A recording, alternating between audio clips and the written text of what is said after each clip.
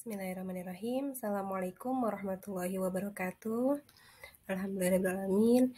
Pertama-tama yang saya hormati Bapak dosen pengampu mata kuliah aspek hukum dalam bisnis, yaitu Bapak Mulyono SH MM.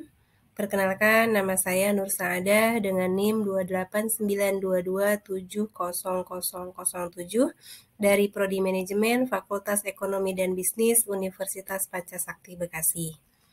Dalam video kali ini saya akan mempresentasikan salah satu materi dari mata kuliah aspek hukum dalam bisnis.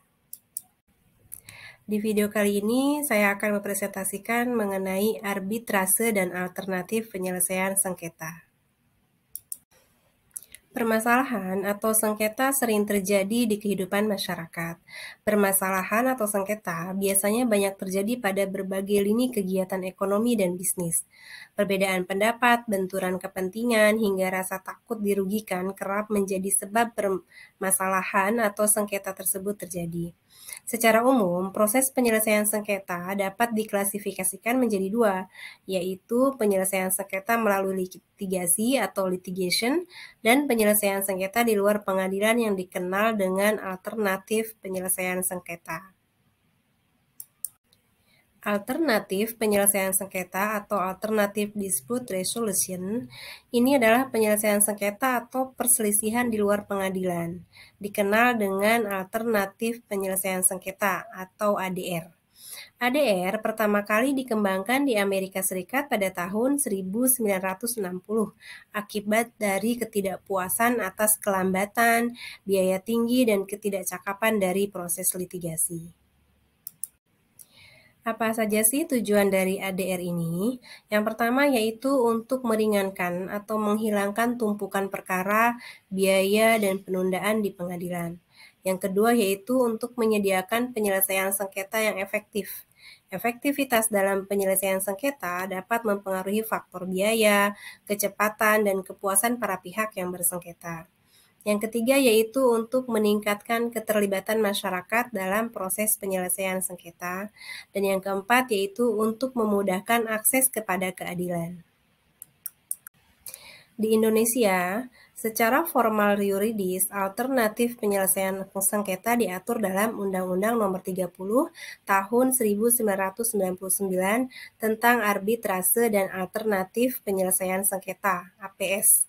Alternatif penyelesaian sengketa dengan cara konsultasi, negosiasi, mediasi, konsiliasi, atau penilaian ahli.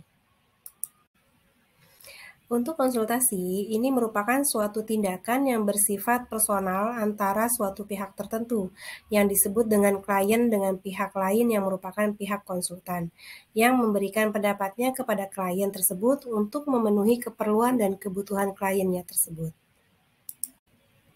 Untuk negosiasi ini ada beberapa teori negosiasi, namun secara umum ada dua teori utama, yaitu teori pemecahan masalah berbasis kepentingan, dan yang kedua yaitu teori kompetitif.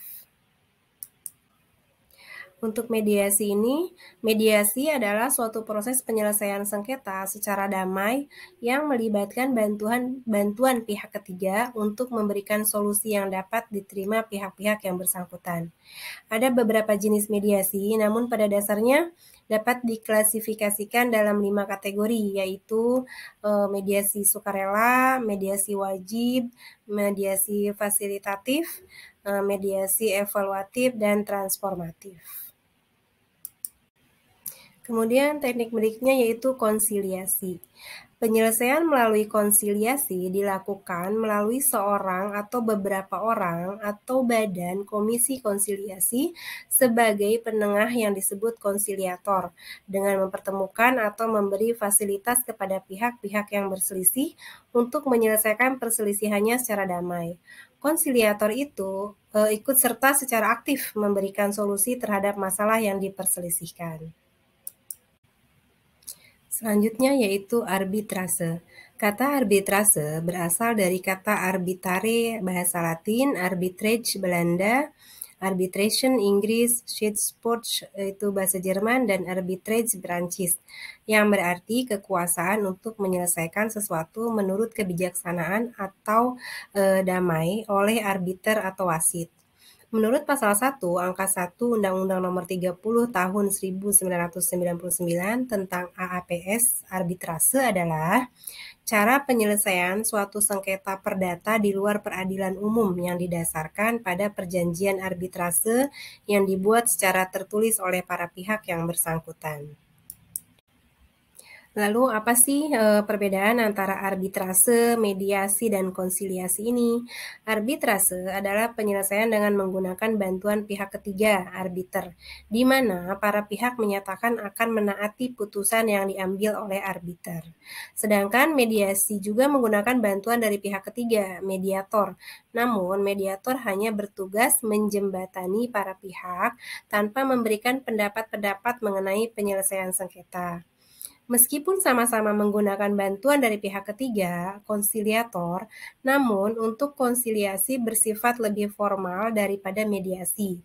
Konsiliator dapat memberikan pendapat-pendapat kepada para pihak terhadap masalah yang diperselisihkan, namun pendapat tersebut tidak mengikat para pihak.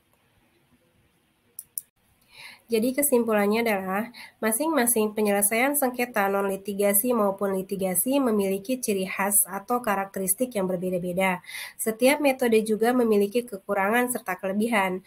Hal tersebut dapat disesuaikan oleh para pihak dengan memilih lembaga penyelesaian sengketa yang paling efektif dalam menyelesaikan sengketa dan menguntungkan bagi para pihak. Sekian presentasi dari saya, kurang lebihnya mohon maaf. Wabillahi taufik wal hidayah. Wassalamualaikum warahmatullahi wabarakatuh.